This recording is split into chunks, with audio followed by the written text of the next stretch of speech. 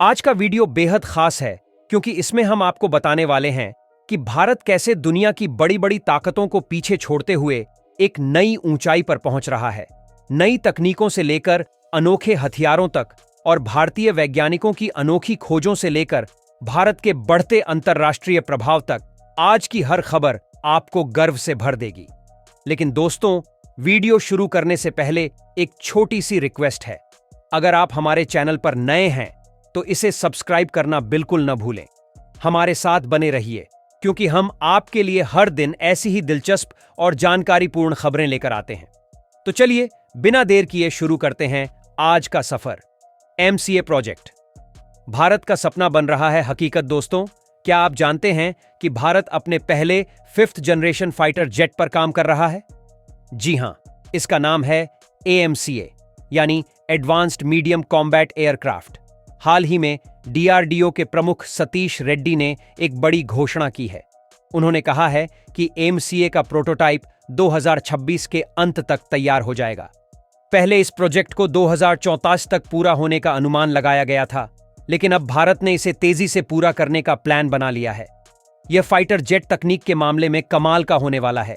इसमें stealth technology होगी, यानी इसे दुश्मन के रडार पकड़ नहीं पाएंगे। इसके अलावा इसमें आर्टिफिशियल इंटेलिजेंस का इस्तेमाल किया जाएगा जो इसे और भी ताकतवर बनाएगा। एमसीए में जनरल इलेक्ट्रिक के अत्याधुनिक इंजन लगाए जाएंगे और यह विमान भारत की सुरक्षा को एक नई मजबूती देगा। Low density ablative material, DRDO की नई उपलब्धि। अब बात करते हैं डीआरडीओ की एक और शानदार खोज की। डीआरडीओ ने हाल ही में लो डेंसिटी एब्लेटिव मटेरियल यानी एलडीएपी विकसित किया है। यह मटेरियल 1200 डिग्री सेल्सियस तक का तापमान सहने में सक्षम है। यह मटेरियल उन हथियारों और मशीनों के लिए बेहद फायदेमंद है जो उच्च तापमान में काम करते हैं, जैसे रॉकेट्स और मिसाइल्स। इसकी खासियत यह है कि इसे किसी भी विशेष ट्रीटमेंट की जरूरत नहीं है, सीधे इसे इस्तेमाल किया जा सकता है। यह मटेरियल भारतीय सेना के हथियारों को और मजबूत और टिकाऊ बनाएगा।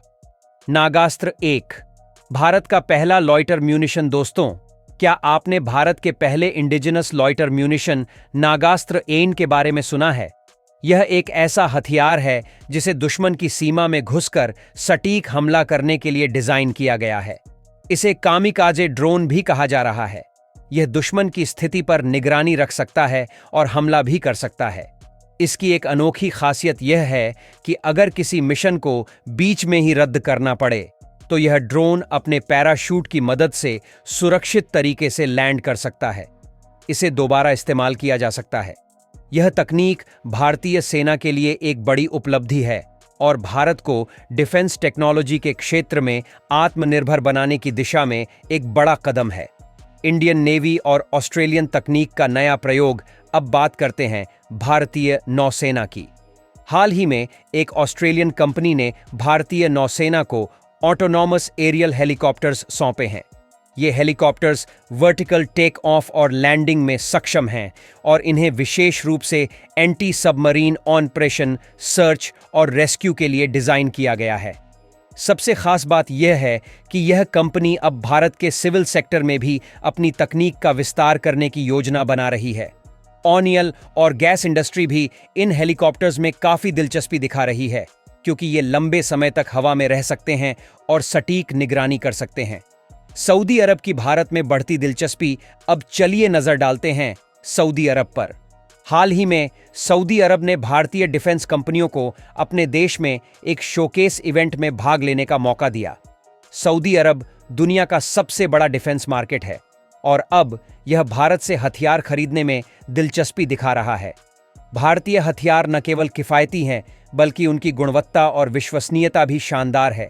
सऊदी अरब के इस कदम से भारत के डिफेंस सेक्टर को एक बड़ा बढ़ावा मिलेगा और यह भारतीय अर्थव्यवस्था के लिए भी फायदेमंद साबित होगा। आखिरी शब्द और आपका साथ। तो दोस्तों, आज की खबरें यहीं समाप्त होती हैं। हमें उम्मीद है कि आपको यह वीडियो पसंद आया होगा और आपने कुछ नया सीखा होगा। अगर आपको यह जानकारी रोचक लगी हो तो कृपया इस वीडियो को लाइक और शेयर करें। अगर आप हमारे चैनल पर नए हैं तो सब्सक्राइब करना मत भूलें क्योंकि हम आपके लिए हर दिन ऐसी ही दिलचस्प और प्रेरणादायक खबरें लाते रहेंगे। आप अपने विचार और सुझाव हमें कमेंट सेक्शन में जरूर बताएं। धन्यवाद। जय हिंद।